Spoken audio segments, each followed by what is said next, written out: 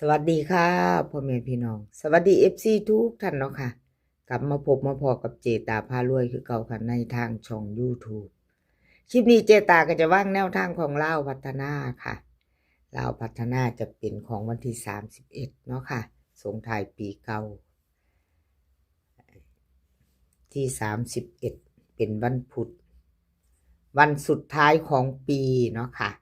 ลาวพัฒนาออกพอดีส่งท้ายปีเก่าเอามาลุ่นของลุงทรงค่ะเห็นอยู่นี่ประวัติของลุงทรงวันที่29ค่ะเพิ่นเข้าไป3ตัวบน36903วิ่งรูดเพิ่นเข้าตัวหนึ่งค่ะลุงทรง3690396ค่ะ96ออกตัวกลับเนาะ69นี่96ของลุงทรงค่ะFC มีไผได้ไผตามบ่เนาะค่ะไผได้ก็ดีใจนำเนาะไผได้ก็ดีใจด้วยค่ะเจตายเบิ่งประวัติ2งวดของลุงส่งมาตามต่อไปใหม่วันที่31ส่งท้ายปีเก่าโชคดีส่งท้ายเนาะพี่น้องไปกับลุงส่ง FC ลุงส่งเตรียมแคปหน้าจอค่ะเตรียมแคปหน้าจอ FC ลุงส่งเนาะค่ะวิ่งรูดค่ะลุงส่งให้มา1กับ9ค่ะเลขติดเพิ่น4กับ5เด้อค่ะวิ่งรูด1กับ9ติด4กับ5ค่ะ2ตัวค่ะ4หาง1415 99495 3ตัว1หางค่ะ41551514ค่ะ2หางวิ่งรูดเพิ่นเด่น1ร่องเก่าค่ะ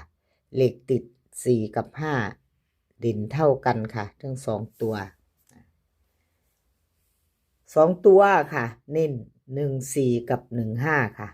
ลุงส่งเน้นให้3ตัว2หางเน้นทอกัน415514ค่ะของลุงส่งกับขอบุญขอบคุณลุงทรงหลายๆเด้อค่ะที่ให้แนวทางมาวางทางช่องทางของช่องของเจตาอยู่ตลอดเนาะค่ะกับขอบพระคุณเป็นอย่างสูงโชคดีส่งท้ายปีเก่าเนาะค่ะกับลุงทรง FC แคปหน้าจอค่ะโชคดีส่งท้าย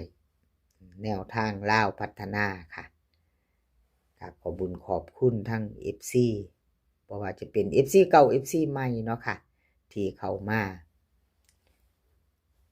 รับชมรับฟังมาให้กำลังใจเจตามาคอมเมนต์เนาะค่ะครับขอบพระคุณเป็นอย่างสูงแคปหน้าจอแล้วไปต่อค่ะไปต่อเป็นของใครแคปหน้าจอลุงส่งแล้วไปต่อค่ะไปต่อแต้วน้อยค่ะต่อกับแต้วน้อยแต้วน้อยวันที่29ที่ผ่านมาค่ะพี่น้อง29แต้วน้อยเพิ่นวิ่ง3ตัวเนาะค่ะวิ่งรูด85กับ6เข้าไป6ตัวเดียวค่ะ3ตัวบน369ล่าง03ค่ะ2ตัวหลุดไปกับขอโทษขออภัยเนาะค่ะแต้วน้อยเจตาเป็นกำลังใจให้คือเก่าค่ะหลุดแล้วหลุดเลยไม่เป็นไรไปต่อเนาะค่ะเป็นกำลังใจให้กันและกันเหมือนเดิมมาไปต่อกับแต้วน้อยค่ะแต้วน้อยวันที่31เนาะค่ะวันที่31วิ่งรูดเพิ่นให้มา3กับ8ค่ะ2ตัว4หาง38 88 30 80 3ตัว2หาง383 380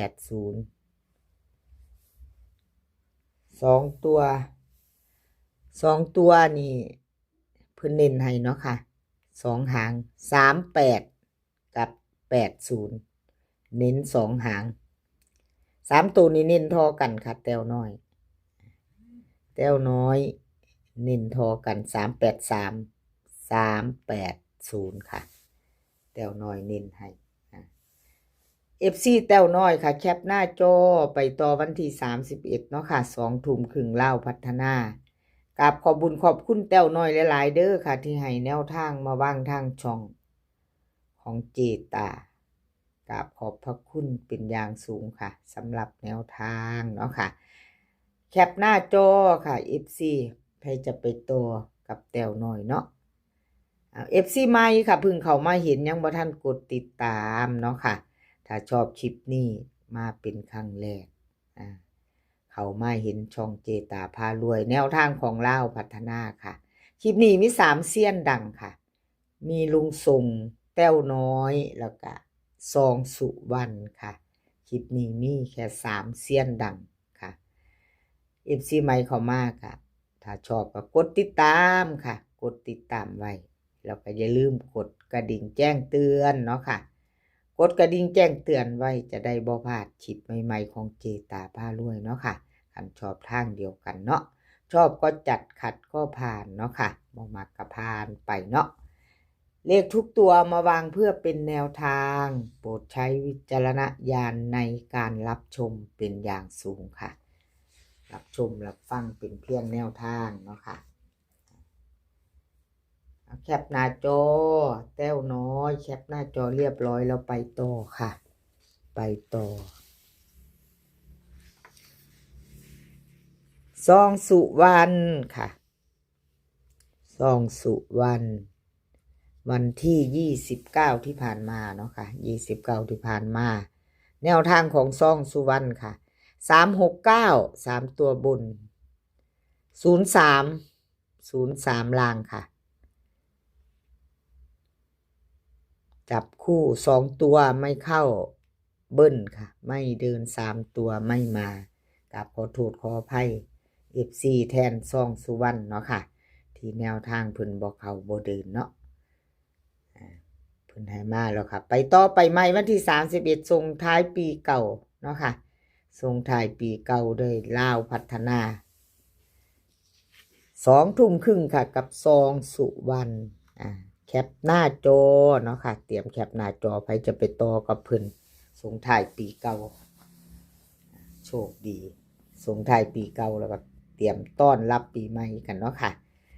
ลาวพัฒนาค่ะวิ่งรูดของซองสุวรรณเพิ่นให้มา4กับ6ค่ะ4กับ6 2ตัว4หาง40 60 42 62ค่ะเบิ้ล44กับ66 3ตัว3หางค่ะ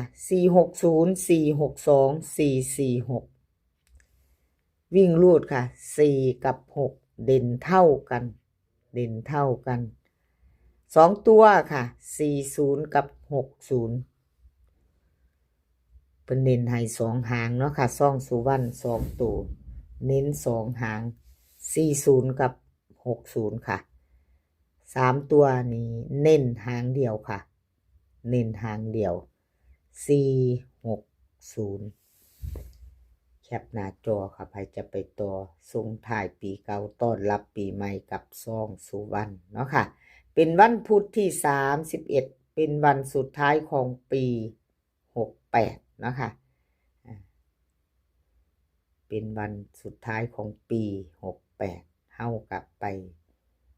ต้อนรับปีใหม่กันแล้วก็โชคดีส่งท้ายปีเก่าโชคดีต้อนรับปีใหม่กันเนาะค่ะกับแนวทางลาวพัฒนาค่ะ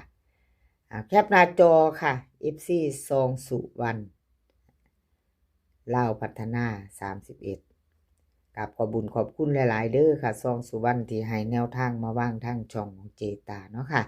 กับขอบพระคุณเป็นอย่างสูงแล้วก็ FC เก่าบ่ว่าจะเป็น FC ใหม่เนาะค่ะที่เข้ามาเป็นกำลังใจให้เจตาทางช่องน้อยๆเนาะค่ะกับขอบพระคุณเป็นอย่างสูงคลิปนี้ก็ขอให้พี่น้องโชคดีกับลาวพัฒนาโชคดีส่งท้ายปีเก่าเนาะพี่น้องให้โชคดีกันทุกคนค่ะก็ขอให้มีความสุขขอให้สุขภาพร่างกายแข็งแรงกันทุกคนเนาะสุขภาพย่อมมาก่อนเสมอค่ะสุขภาพแข็งแรงต้อนรับปีใหม่กันเดินทางไปไสก็ขอให้ปลอดภัยค่ะเดินทางไปขอให้มีโชคกลับมาก็ขอให้มีชัยค่ะ ชคดีมีชัยกันทุกคนเนาะพอกันคลิปหน้าครับพี่น้องคลิปนี้ก็สวัสดีค่ะ